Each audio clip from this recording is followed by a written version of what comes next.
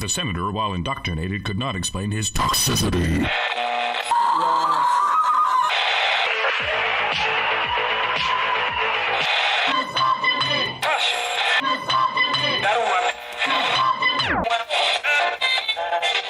You should not listen to men's rights advocates if you want to know what they have to say.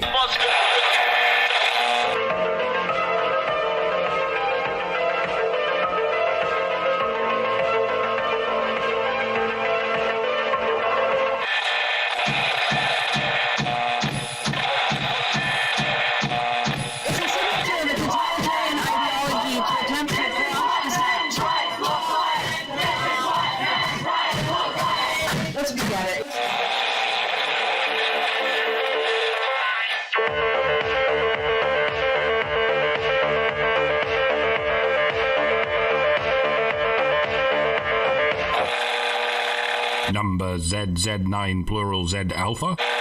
Number ZZ9.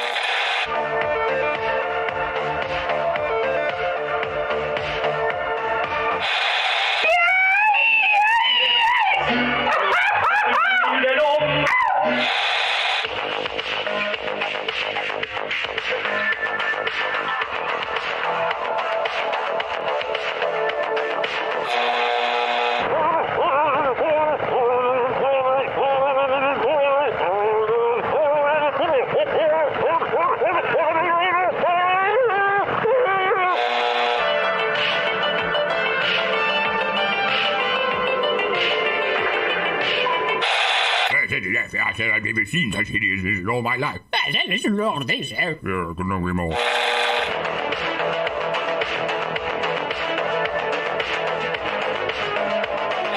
Like a furry torpedo to the jugular.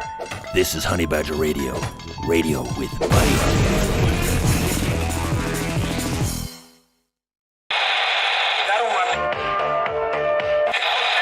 But the senator, while indoctrinated, could not explain his toxicity.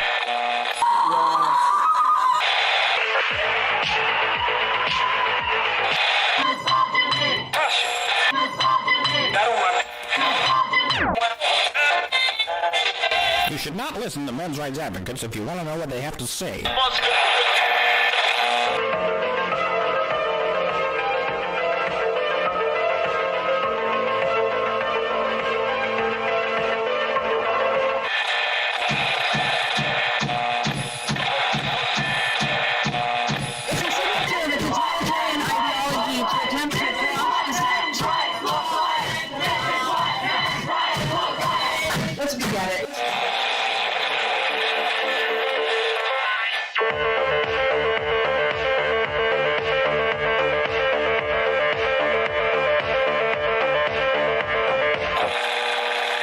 Number ZZ9 plural Z alpha. Number ZZ9.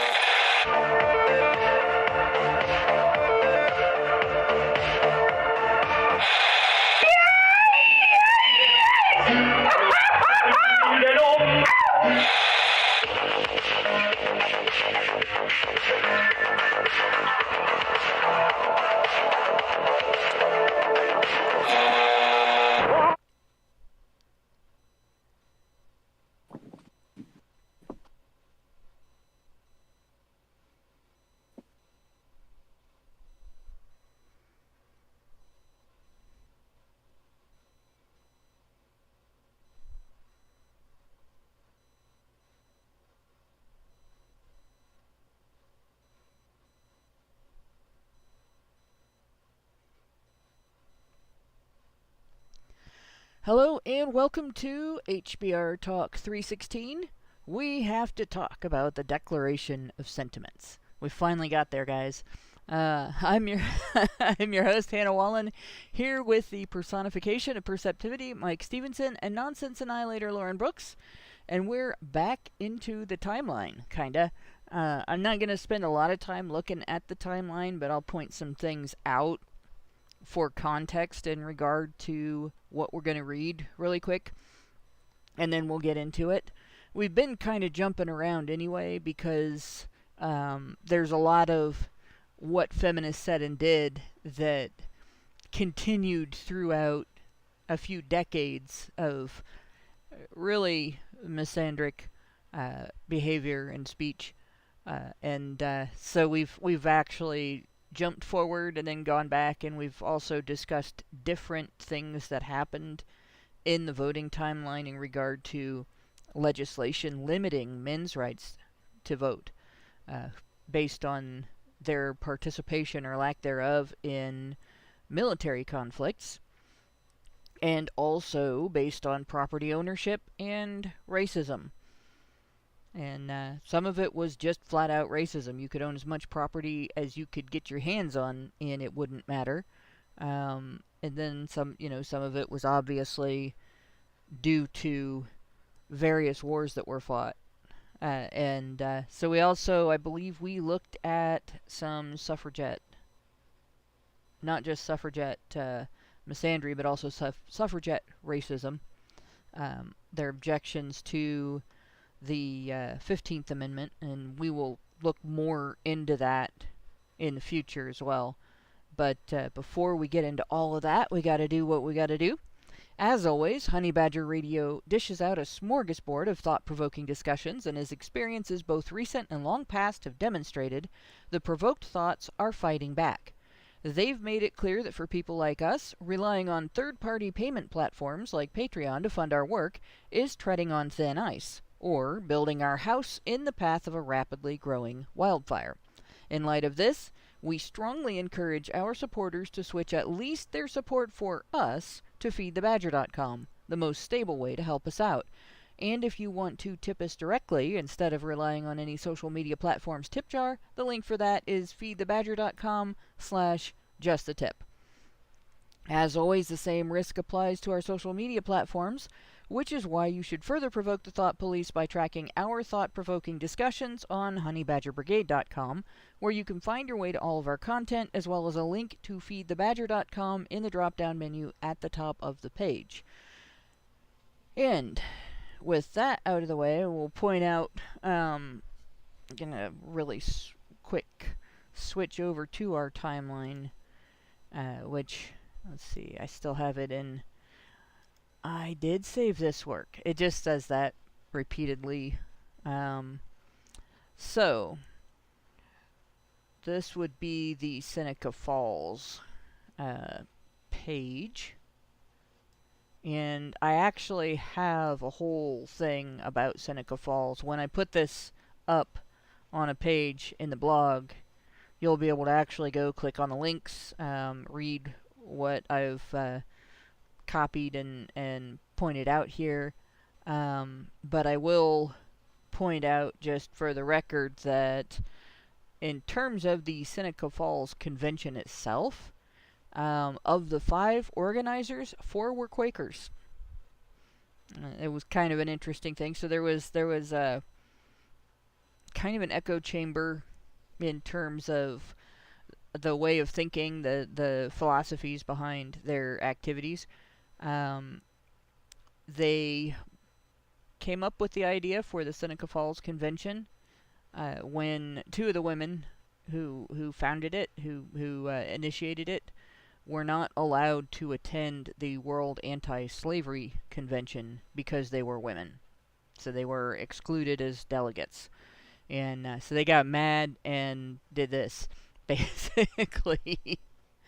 I will also point out some things in terms of what was going on at the time. There was also a very widespread, in fact, at the time it was bigger than the suffragette movement. There was an anti-suffragette movement.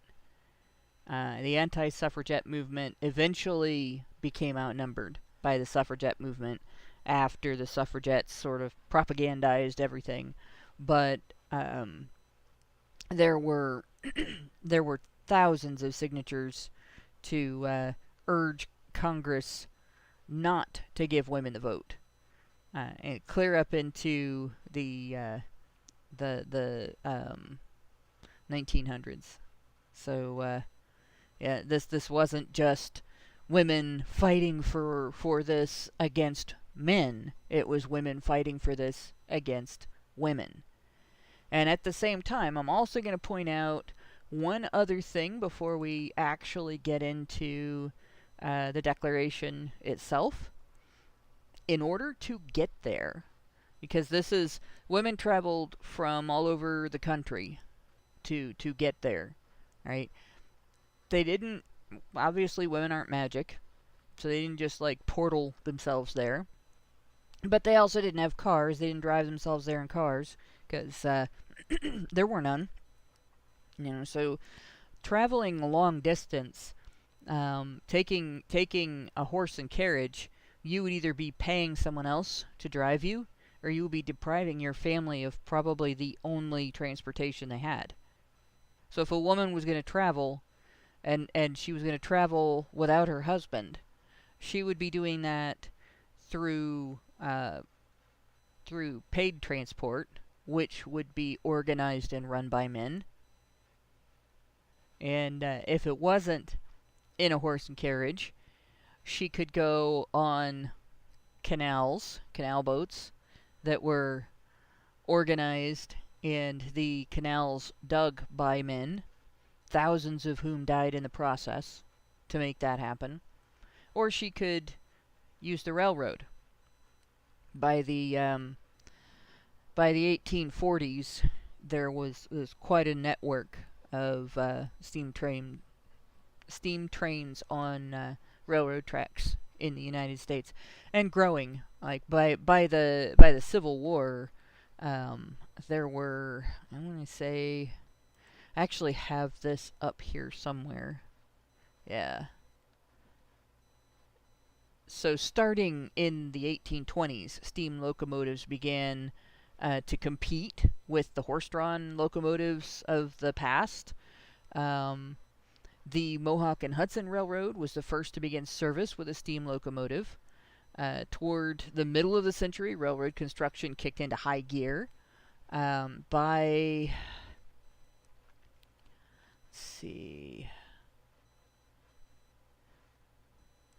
1840, a trip that had taken a minimum 4 days from Boston, Massachusetts to Providence, Rhode Island, in 1786, took half a day on a train. So they were traveling about 8 times as fast as they would have the previous century. So we're talking significant changes. About 30,000 miles of railroad track had been laid by the beginning of the Civil War, which was after the convention. But yeah, that was what was going on in terms of getting them there. And a lot of these were women that were privileged. They didn't have to worry about their homes when they weren't there, because they didn't have to do the labor that a lot of lower income women would have used. So they had maids, they had servants in their households taking care of that. Now, there were women that were lower income women in the suffragette movement in the United States, but a lot of it was women of higher levels of privilege. Because they were the ones that had time to do this. They didn't have to work for a living. So with that context in mind, right, the fact that it's women fighting other women for this, not just women fighting men, and that they had to rely on the patriarchy to get them there. And of course, all of the amenities they used were also built by men. This took place in Elizabeth Cady Stanton's home, which would have been built by men.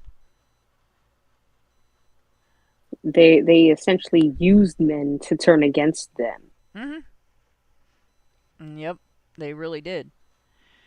So this intro points out also the Declaration of Sentiments was modeled on the Declaration of Independence, but I kind of feel like it is a bit of a mockery. Before we get any further in this, I will point out to everybody, since it is the 4th of July, and since there is also an election going on in the UK tonight, we will go an hour total. So by 8 o'clock, we'll be closing out HBR Talk for the night, so that people can, like Americans, can go watch fireworks, and so that anybody following the elections can follow. Mike, what did you say you were going to be doing next after this? You talked about another... I'm going to go say hello to the Lotus Eaters sometime after 8. You can carry on going till 9, though. Most people don't give much of a shit about Britbong stuff, except Britbongs. Yeah, we're going to be in the after show by that time. Our patron-only after show is going to be reading about... we went over the creation of women's studies in the United States a while back. We're seeing there is a women's studies department that's one of the oldest in the country, that it looks like it's about to shut down. There's an article about that from the College Fix, so we're going to look at that article tonight in the patron-only after show. So, if you are interested in reading that kind of thing with us, anybody that's already able to get into the patron-only after shows, that's what we're going to be reading tonight. And if you're not, I would encourage everybody to go check out our Patreon or Feed the Badger. And either way contains ways to get into the patron-only after shows. So with that, like I said, we're gonna stop at 9 just to, because I don't want to preempt either one of those things. I think both of them are important, and we do have a lot of listeners that probably are gonna want to go places tonight to see fireworks, and then we also probably have a lot of listeners that are gonna be tracking fireworks in the UK. So yeah, it's going to be a little bit of both over here. yeah. The fireworks are probably going to start pretty soon. You might hear them. Sorry for the noise if that does happen. But we are also in this household excited to see the fireworks happening over in the UK. So we are celebrating both. There we go. Zero seats, assholes. 0 seats. So if we don't finish this today, and we probably won't, we will continue it next week. So there we go. So she started out, this was, by the way, written specifically by Elizabeth Cady Stanton. She and, alright, now I gotta remember the name. She and Lucretia Mott pretty much initiated the organization of the convention. When in the course of human events it becomes necessary for one portion of the family of man to assume among the people of earth a position different from that which they have hitherto occupied, but one to which the laws of nature and of nature's God entitle them, a decent respect to the opinions of mankind requires that they should declare the causes that impel them to such a course. And of course that's modeled after the statement that the United States made in regard to dissolving the connection, the legal connection between the United States and the UK and Britain, basically declaring independence from. So it's modeled after something that they're not doing, because these women were not declaring independence from men. But she goes on, we hold these truths to be self-evident, that all men and women are created equal. You know, the thing. I don't know that Biden was actually trying to cite the Declaration of Independence. Maybe he was paying homage to these women. He was paying homage to the thing. The thing, yes. It's more important what you think the thing is than what Biden thinks the thing is. You see, it's like poetry. It rhymes. We've yet to confirm here at Honey Badger Radio that Biden actually thinks. So just a disclaimer there. It's embarrassing. We're talking about the leader of the free world right now. That they are endowed. Oh, sorry. Go on. No, I was going to say as an aside, it really is. It's just, it looks bad on all of us, the whole country. And even whether or not you're for him or against him, it just does. And it's not any of our fault. It's the fault of the people that, the people who didn't want to see Trump succeed. Yeah. Because they hated him because of, the cult of personality. And, if you got caught up in that, I'm sorry for your feelings, but the actual fact is that man is very good for this economy. And there's just no denying that. Well, and if you didn't like Trump, you didn't have to vote Grandpa Simpson into office. Like, that was really Right. unnecessary. Please, he's Mr. Burns if he's a day old. Mr. Burns still has his facilities or his faculties about him. You've seen Mr. Burns walk. He has his he hands does have the forward Mr. Burns walk. like a T-Rex. Oh God, he's Grandpa Simpson's brain trapped in Mr. Burns' body. Yeah, and this all oh God, this all relates to the to the article we're looking at, because all of this happened because women got the vote. Yeah. Joe Biden, nobody knew his name. Well, very few people knew his name until he became Obama's VP, but he made a name for himself with all this feminist bullshit that we've been talking about for 10 years and beyond. Yeah, the people that did know his name knew that he wrote the Violence Against Women Act. For one, yes. Yeah, they knew that he wrote the crime bill that everybody was mad about recently, but that when Hillary Clinton was bragging about her husband signing it into law, she is the one that put the term super predator into the public dialogue. It wasn't her term. It actually was created by someone else, and I can't think of his name. I looked it up the other day, but it was used in promotion of the president's action in regard to Joe Biden's law. So there you go. There's this nice little circle there. So no, Biden's not the one that used the term super predator, but it was used because of him.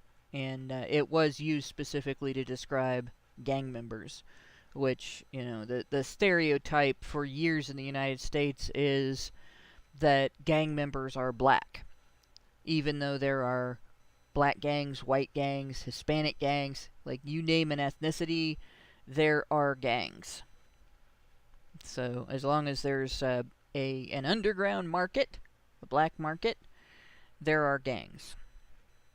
Most of them sell something illegal, do illegal things for people, for money, and end up killing each other over territory and other stupid things. So, but in any case, so this is what these women were fighting for. It was the right to elect a senile old man with no morals who created the biggest attack on due process the United States has ever seen.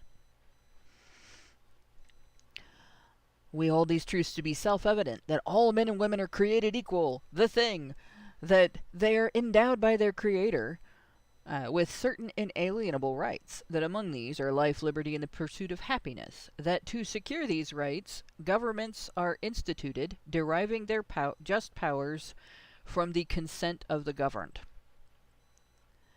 I disagree with that already. Especially the just part. Whenever, and also the part where you need government to secure your rights. No, you fucking don't. Absolutely not. Whenever any form of government becomes destructive of these ends, it is the right of those who suffer from it to refuse allegiance to it, and to insist upon the institution of a new government, laying its foundation on such principles and organizing its powers in such form as to them shall seem the most likely to affect their safety and happiness. So I do agree that people use government for their own purposes. And people have attempted to use government throughout history as a means of at least creating a distribution of human rights recognition that makes sense to them in their time period. That's about as far as I'll go with that.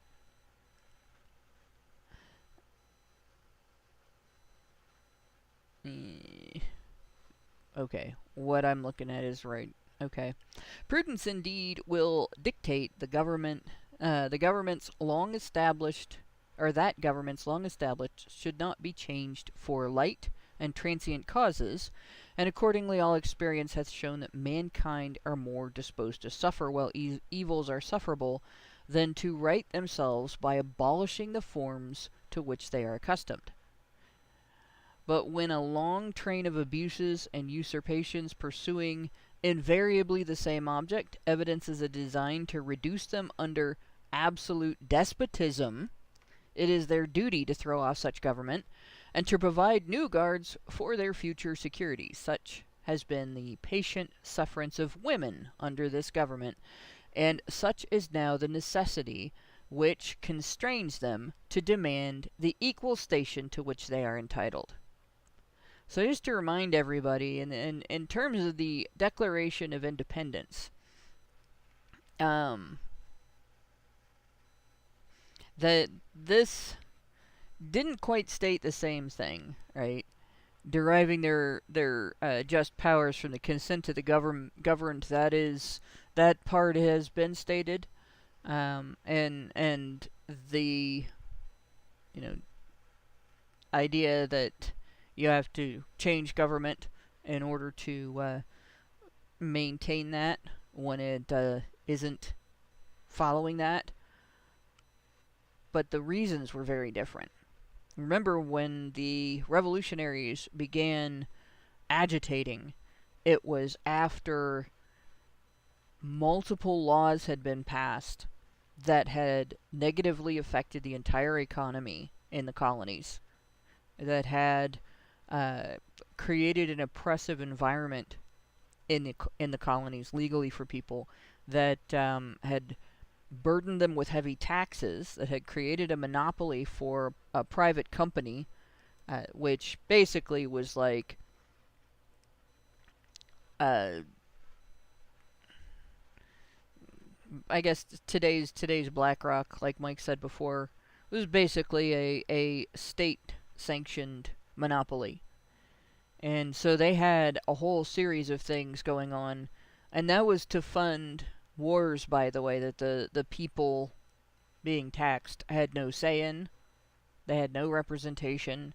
They had no means of petitioning for relief. And so they decided to have their revolution as a result of that.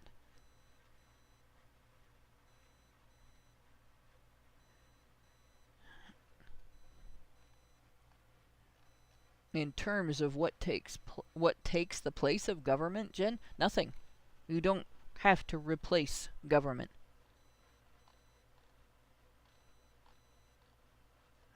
So just making sure I don't have super chats or chows that I'm missing, because I am gonna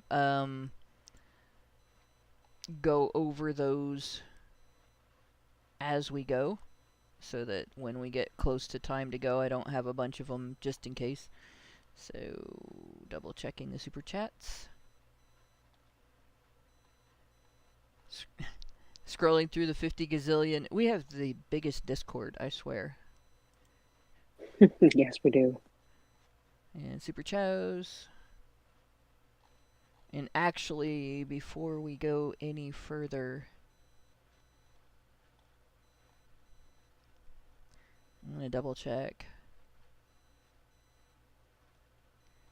Yeah, we last week, when we read on Tuesday instead of Thursday, for some reason, none of the super chats came through until after the show ended, but they posted with times that were from before the show ended. So, I will read those, but I'm not going to read them right now. I'll start reading them after we go on a bit here.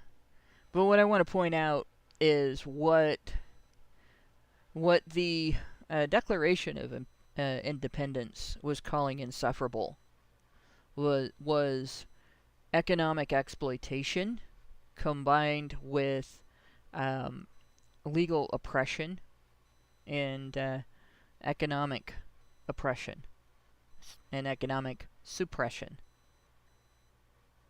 Women weren't really being subjected to that. In fact, women under the laws that were in place during that time didn't have a lot of responsibility. If they did not pay their taxes, which were, they didn't include the kind of income taxes that you would anticipate today. A woman who wasn't super wealthy really didn't have anything to tax. You know, even if she was making money, she didn't pay a federal tax. There might be local taxes that she paid, but women were not in any way subject to oppressive taxation, right?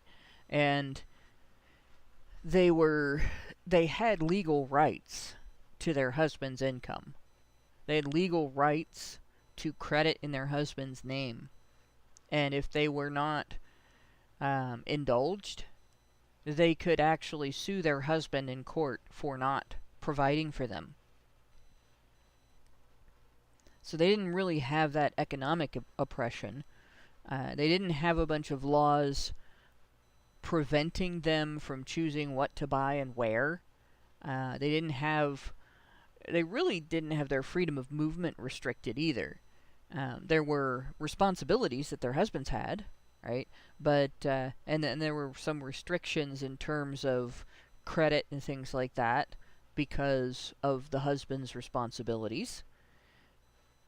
But there weren't any areas where women were drafted into that. They had to get married in order to be subjected to any of the limitations of covertures. So women that were single, they operated under a legal identity called femme sole, and it allowed them to basically do anything economically that a man could do. And if a woman who had been operating under femme sole got married with property and a business and things like that, her husband was obligated to manage that in her interests. So he wasn't really allowed to take it and say, well, now we're going to go in this other direction that you didn't want. She could again sue him for that in court. Wow. So yeah, this idea that women were, like, obviously women's claims to oppression are in no way comparable to the what the colonists were experiencing. When she chose to do this is why I say she made a mockery. So now we get into, did the suffragettes, were they after equality or were they misandric? She says, the history of mankind is a history of repeated injuries and usurpations on the part of man toward women, having indirect object the establishment of an absolute tyranny over her. To prove this, let the facts be submitted to a candid world. He has never permitted her to exercise her inalienable right to the elective franchise. Never, she says. So we've learned in past episodes that was a lie. Right?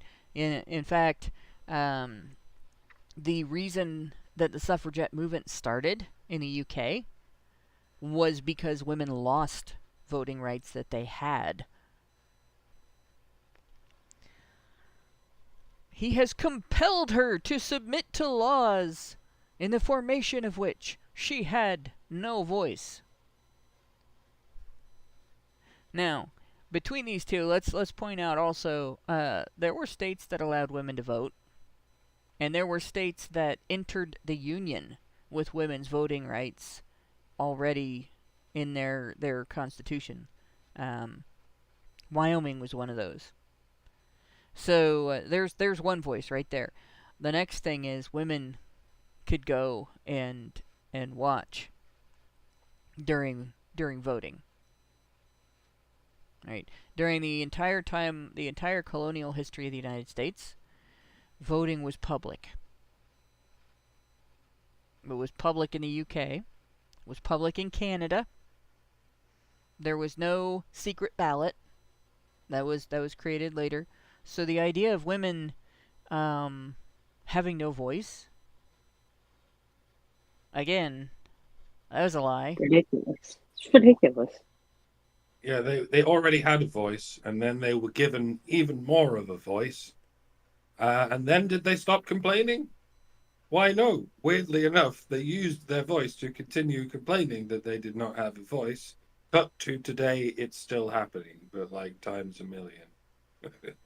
Yeah, women are still complaining, screaming at the top of their lungs, I have no voice!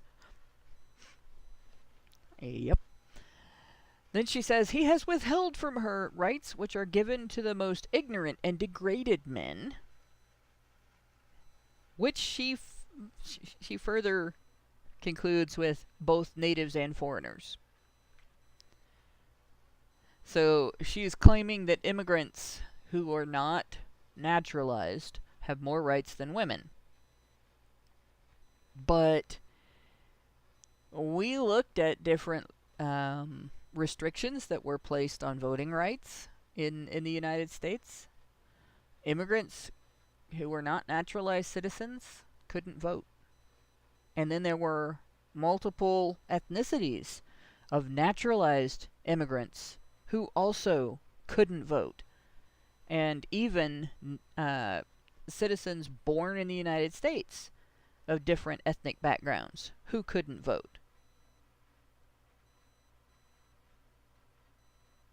Just for the record. But yeah, they have more rights than women, apparently. Just not that one.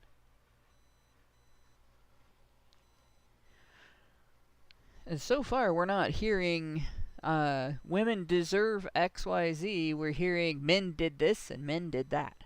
Having deprived her of this first right as a citizen, the elective franchise, thereby leaving her without representation in the halls of legislation, he has oppressed her on all sides. He has made her, if married in the eye of the law, civilly dead. Which we just pointed out is not true. He has taken her all right and property, even to the wages she earns. Again, not true. A husband would be responsible for the management of his wife's earnings, but if he denied her access to it, if he denied her use of it for her own interest, again, she could sue him in court for that. That was not something that he could just do and get away with it. Yeah, these all seem to be various ways of reinterpreting the only thing that has ever truly been taken away from women by men, even arguably, and it's agency. And it's not in the way that they claim it is. It's not in the way that you'll hear in all these feminist rallies and such. You don't take away someone's agency by not letting them vote. You take away someone's agency by pretending that nothing they do matters. It's more of a metaphysical conundrum than anything that can be called physical. And it wasn't just men that did this to women. It was the very women we're talking about, which makes it all the more ironic that several generations down the line, the ideological descendants of these women are complaining that their agency has been taken away. And like I said, the only way you do that, the only way you take away someone's agency is to exact no consequences for their actions. And this has been the case when it comes to the relationship between men and women for a long ass time. Not just in the last century, not just in the West, all over the world. for fucking millennia. Yep. And all sorts of attempts to reform this this anomaly have resulted in movements that have only been twisted towards the complete dissolution of women's agency in favor of blaming men for everything. And there's still not much pushback against it, even in this day and age. People from the conservative and whatever the opposite of conservative, so liberal whatever, side of things, they both just have slightly different arguments based along the lines of women are victims and men are agents, and we must continue to box men and women in those corrugated iron shipping containers, where one is a victim and the other is a perpetrator, and they can't get out of that paradigm, because anyone who tries to talk them out of it gets shouted down or throttled or whatever analogy you wish to use for this unknown territory we call the technological revolution.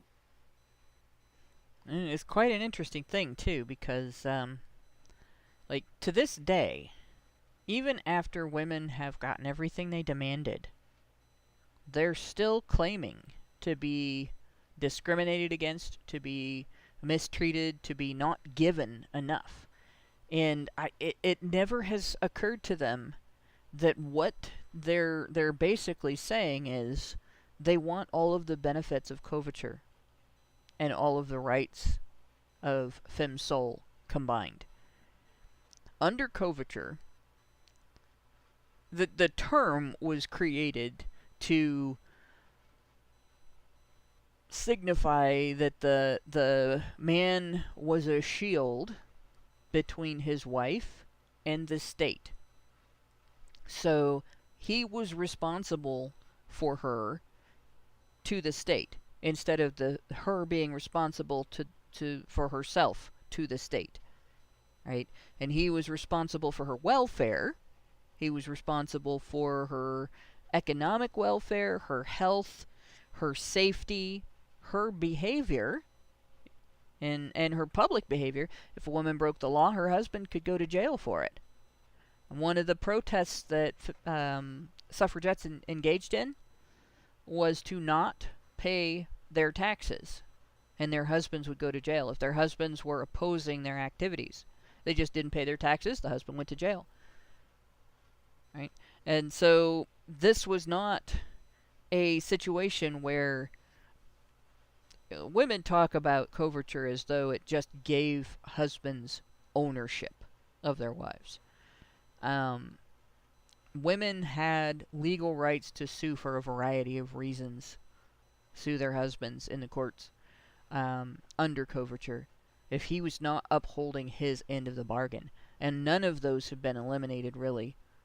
Like, they've been changed in different ways, but if you are married and your husband isn't indulging you financially to the degree that you think he should, as a woman, you can accuse him of economic abuse today. So it's really the same thing, right? And then additionally, if a woman does break a law and the husband is not involved, she can still end up taking him down with her. She can blame him, she can claim he was involved, she can say he made her do it, and the courts will indulge those arguments, and he will be forced to prove his innocence. But it doesn't work both ways. Men don't get to make those arguments. So again, we're looking at that part of coverture continued. Her legal rights under femme soul have been established as a married woman, but yeah, the idea that coverture was eliminated, no, they just took away all the restrictions that women faced to facilitate men's ability to meet their responsibilities for women. And the one that I always kind of laugh at their objection to it is this one. He has made her morally an irresponsible being. She can commit many crimes with impunity, provided they be done in the presence of her husband. In the covenant of marriage, she is compelled to promise obedience to her husband. The state didn't do that. That came from the church. Just saying. He, becoming to all intents and purposes her master, the law giving him power to deprive her of her liberty and to administer chastisement. So the law says husbands could discipline their wives. They could not beat their wives. In fact, if they did, they might face a whipping post. They might go to jail. They might lose property, because they would be fined. So they had different avenues of punishment, right? That would entail. So this idea of chastisement. Today, if a woman verbally abuses her husband because she is not happy with their relationship, or she is not happy with her level of control over his behavior, he doesn't have the same legal recourse to leave the marriage, to call what she's doing abuse, as she does if he is mean to her, if he nags her, if he verbally abuses her. It can be the same level of abuse. It can be the same level of mental cruelty, emotional battery, whatever you want to call it, right? But only men get held accountable for it. And if men complain about women doing it, they get made fun of. No, Gin Bottle, both the bride and the groom did not say those words. The groom did not promise to obey. The bride did. And that's if one doesn't agree with that practice, one does not have to practice that religion, right? In the United States, we've had freedom of religion from the start. Nobody forced anybody to be a Christian.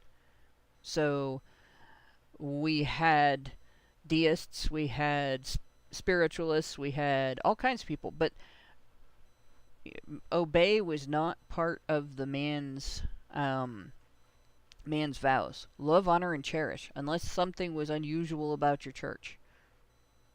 Because the man was considered the head of the household. And so he was obligated to consider his wife's needs with love, but he was not obligated to obey her. Right, because the covenant is God to man, man to woman, woman to child. Right. So and he shouldn't be obligated to obey her because she's not responsible for anything she tells him to do. Mm-hmm. Right? So if she's not responsible, then she should not be in command. Correct. Real simple there. You want to be in charge, you have to be accountable. But yeah, so we're gonna stop at chastisement because I think that's funny. I don't know, spanking might have been allowed. Richard Beer asked if spanking was allowed, but I think for the most part, the court expected husbands to talk their wives out of behavior that the state disapproved. And if a husband could not talk his wife out of behavior that the state disapproved, there were some legal tools he had. If she behaved in a manner that was contrary to her welfare, that was going to get her injured, get her in trouble, that was going to take away her breadwinner by sending him to jail, then she might be considered possessed of mental health problems, in that he might send her in for treatment. Right? So there's that, especially if she was engaging in things like kleptomania or something like that. He had the power to decide that for her, because he couldn't just beat it out of her. He would go to jail. contrary to what feminists tell us. Right. But in the meantime, I'm going to revisit the the super chats we had last week real quick. Richard Beer gave us $5 and said, when women fight each other, they should have the courtesy to settle it in a jello-filled waiting pool while in bikinis. I agree with this. I'm on board with this.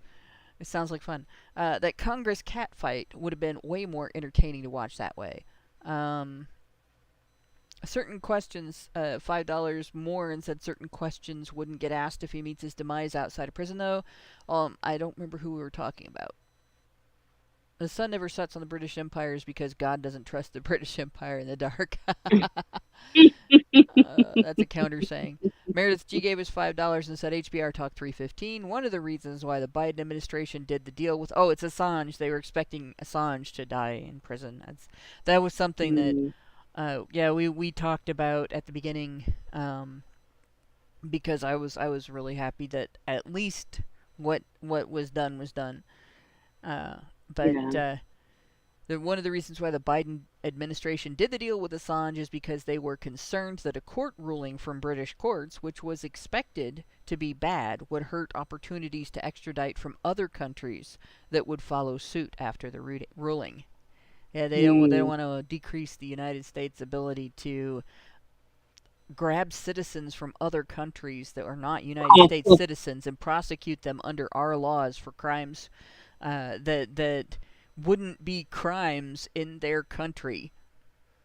Like that would be Ukraine. Anyone? Oh my God. Yeah. It's the Assange thing is like a double-edged sword, and it always would be. There was no other outcome. I mean, I am definitely glad that he is not being held captive, but I'm sure as well as Assange knows, as anybody who's in tune to the things that he was talking about and uncovering, they can get to him. It doesn't matter if he's in a prison. It doesn't matter if he's free. If they want him and he is greenlit, they will get him.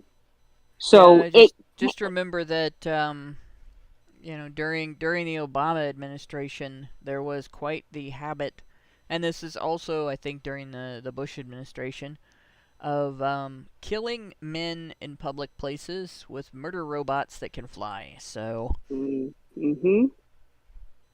And children. As well. Children. Mm-hmm. Yep. Yeah.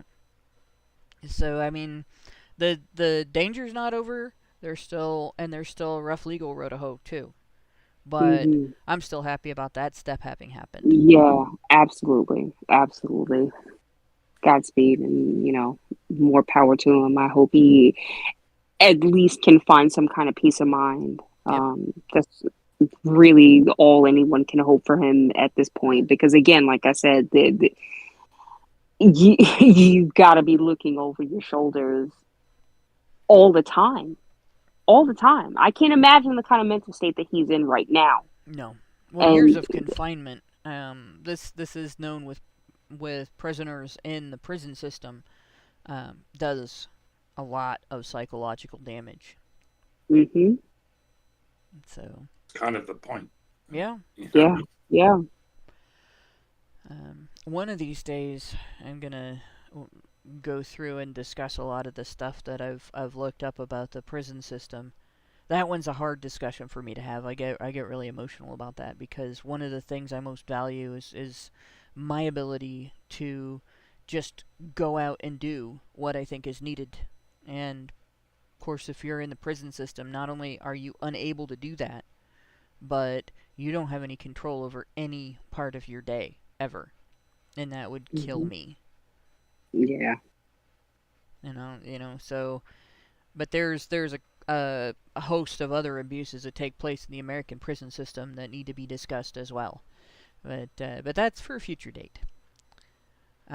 Richard Bier gave us $5 and said, speaking of laying claim to the labor of others, apparently there are discussions about the proposing of a bill in Canada to charge a $25,000 CAD fee to immigrate from Canada to another country. Apparently it's not yet a bill, but there are discussions in progress about making it one. Canada apparently caught that from us, our California, which does the same thing. Not quite that much, I don't think, but California does impose a penalty fee now if you leave. It's quite an interesting thing. It hasn't been tested in court. State? Wait, what? If you move out of California, they have a punitive tax for that. Shut up! Seriously. Oh my god, now I'm even more glad that I left when I did. Yup. It's because so many people are leaving California, which Yeah. the more I see about the state of California, the more I want to call it Clownifornia. It's just terrible. He gave us another $5 and said there have been women seeking power over society before broadcast media existed. Yeah, these women were seeking power over society. The women we're talking about tonight were seeking power over society, and they got it. Women seeking social power has predated the printing press and even written language. Look at some of the ancient religions that have existed featuring a female deity and the female-led society. There is an African village that has a female-led society and no men are allowed in. The women do seek men to get pregnant with, and the girls are educated, but I don't know how the boys fare there. They kick the boys out when they reach adulthood, though. And my question then becomes, like, when is adulthood? Because depending on the culture, it can be anywhere from kicking out young teenagers to waiting until, they're closer to the end of their brain development. And it just would be a terrifying prospect if you were like 13, 14, 15 years old and all of a sudden you're on your own. And not just on your own, but kicked out of your community. Right? That'd be hell. Although living in that community might not be much better for a guy. So, with that, let's see where we are here. I don't think we have any super chats. And we don't have any Rumble rants. And so I am going to go ahead and call it a show. So, again, Mike, you're going on to the Lotus Eaters, right? You there, Mike? Uh-oh, did I lose you guys sound-wise? No, we're here. Yeah, Oh, yeah, okay. he is going on in a few he's minutes. muted. Yeah, So- he is. So, anybody that's Also, listening... Lauren just fed me a piece of Vindaloo chicken, It's not my fault. and it was so good. Yeah, Oh my God. I can't blame you for that. That's definitely... That's fair. So, anybody that wants to continue listening tonight and is not coming into our after show, follow Mike to the Lotus Eaters. And in the meantime, thanks guys for coming on tonight. All three of us are in the United States, and it's a holiday here, so thanks for coming on during holiday. Thanks everybody for listening. I know this is a short show. We will continue discussing the Declaration of Sentiments next week. We'll compare what we just read a little bit with what the colonists were actually protesting against that she was mimicking, and see if it even remotely begins to measure up to what the colonists were experiencing. And we will see you next Tuesday. Thanks to everybody who works in the background. Oh, yes, happy 4th of July. Happy Treason Day. Yeah, shut up. Thank you to all our veterans who served and are currently serving. We appreciate you. And yes, Semper Fi. Yep, and good night all. Word. Men's rights activists are machines, dude. Okay? They are literal machines. They are talking point machines. They are impossible to fucking deal with, especially if you have like a couple dudes who have good memory on top of that too. Holy shit, you're fucked.